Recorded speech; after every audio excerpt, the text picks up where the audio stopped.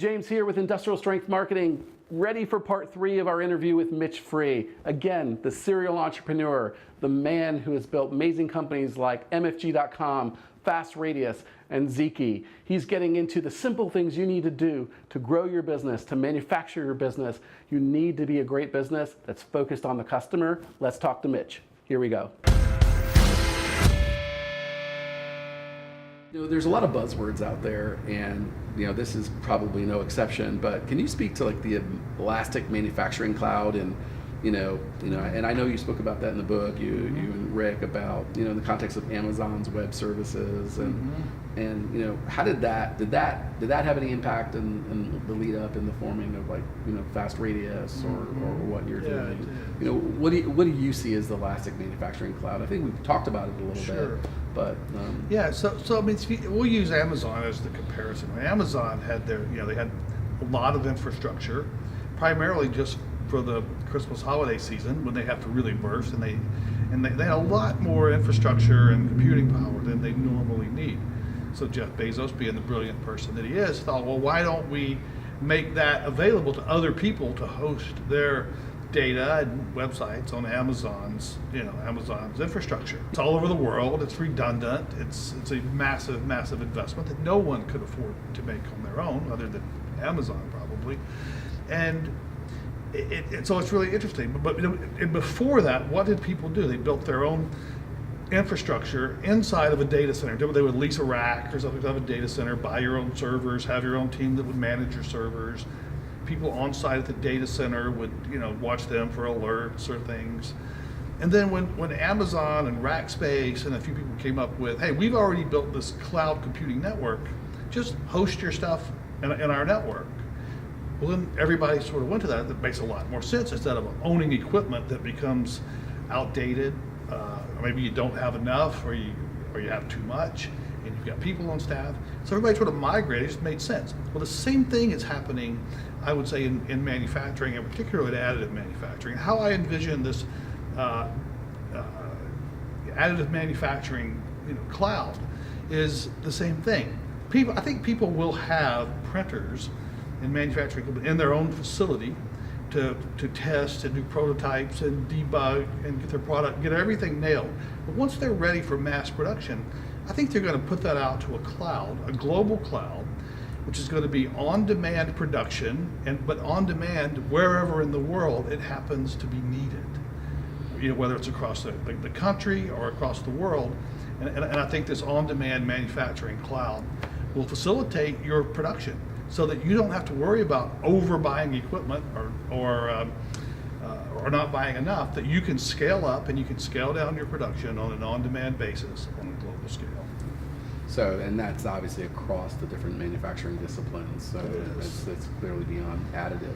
Right. And those are some of the big promises. And that, I would imagine that's why we're expecting the plant to get smaller, more efficient, less need for inventory. The economics just make so much sense. Yeah, we're going to leverage the cloud just like we did with computing. So in light of this great disruption, what do you think manufacturers should be doing to transform and market and grow their business? You know what, I think the real thing, I was going to sound a little corny, but focus on the basics, right? One of the things that seems to be lacking today is companies that respond promptly, return phone calls, get back to their customers quickly. If they run into a problem, acknowledge it elegantly and do an elegant recovery. It is so interesting. In this environment, I have the opportunity to visit a lot of small manufacturing companies. And the ones that are doing well are the ones that are doing the basics well. Now, it's really nice to go, get fancy equipment and new technologies and get caught up in that. But if you don't do the basics, none of that really matters. And these are companies that just need to have a good presence on the web. They need to be findable. They need to make sure people know they're out there, right? And then just do the basics well. Yeah, I think that's a big premise. It's funny that you say that's a big premise of what we talk about here on Industrial Strength Marketing. If you're going to make marketing the strength of your business, there's so much jargon, there's so much technical complexity that we're introducing into the full industrial buyer journey and how we market and sell. But the truth is, a lot of companies are not clear on who they are, who they serve.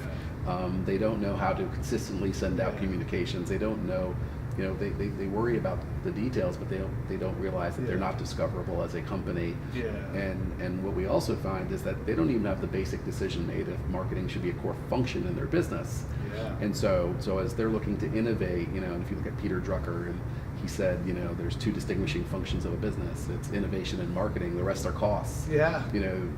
It's 90% of the companies that we encounter, they don't have even a written marketing plan every year. They don't do these things. So it's so silly. It's the simple things that make all the difference. It is. It's people go invest in all sorts of technologies and fancy stuff, and they make their office look great. They throw parties, and they got a ping pong table. but we got that here right here. There's one right there. Sorry. But they're not. But then they don't allocate money to tell the customers, and bring them into the fold. It's an interesting mindset. Yeah, it is an interesting mindset. And so, Mitch, thank you very much. I really appreciate you speaking a little bit about this. And so, let's wrap it up. Yeah, okay? it's my pleasure. All right. Thank you for having me. Yeah, absolutely.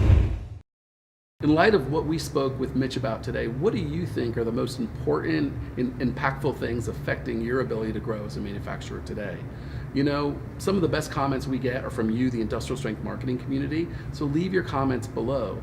And you know what? Subscribe for videos just like this one, because we're really here to help you as industrial business leaders to be better marketers, sellers, and actually innovators around getting your product to market.